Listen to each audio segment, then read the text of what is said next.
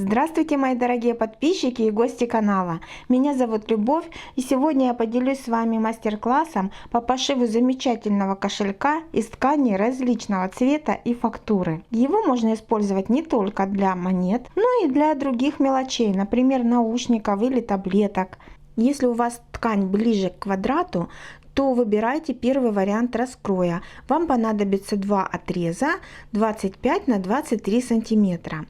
Если же ткань у вас узкая и длинная, то подойдет второй способ раскроя, и вам нужны будет два отреза по 30 на 12 сантиметров. Размеры я еще дополнительно пропишу в инфобоксе под этим видео.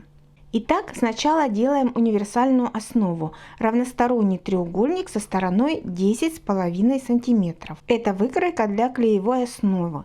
Данных деталей нужно 4 штуки. Если есть обрезки клеевой, то как раз они сюда подойдут. Можно построить цельную выкройку, вы сейчас видите ее на экране. Между треугольниками делаем расстояние 2-3 мм. Углы выкройки закругляем. Если клеевую основу вырезать целиком, тогда кошелек будет жестче. Далее наклеиваем основу на одну ткань, а другую подкладываем снизу лицом к лицу.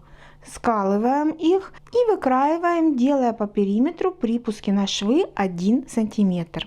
Затем стачиваем детали на расстоянии 2-3 мм от клеевой по периметру и не забываем оставить отверстие для выворачивания примерно 5 см.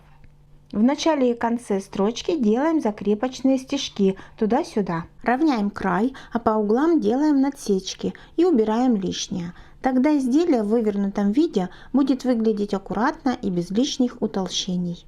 Выворачиваем кошелек. Это, на мой взгляд, самая сложная работа, так как у меня клеевая основа очень жесткая. Хорошенько отутюживаем и заутюживаем припуски в районе отверстия внутрь. Его можно зашить вручную потайным швом, а можно проложить отделочную строчку по краю по всему кошельку. Завершающий этап — это застежка. Здесь, как сами понимаете, несколько вариантов. У меня кнопка, можно пришить липучку, можно пуговичку с петелькой организовать. Еще можно поставить люверс для декоративной отделки или карабинчика. Второй способ раскроя. Он состоит в раскладке по параллелограмму. Закругление делаем только в двух местах.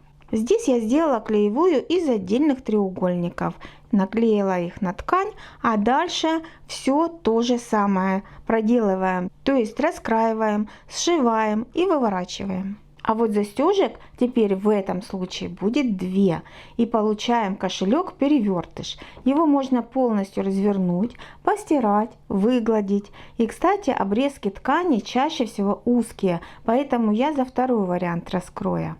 Если одну деталь выкроить из подкладочной ткани, то получается кошелек на подкладке.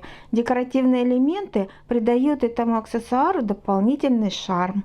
Я сшила 6 кошельков за час, ничего дополнительно не покупала. Получила массу удовольствия от творческого процесса. Дорогие мои подписчики и зрители, я вас призываю освоить этот метод пошива. Надеюсь, этот мастер-класс вам пришелся по душе.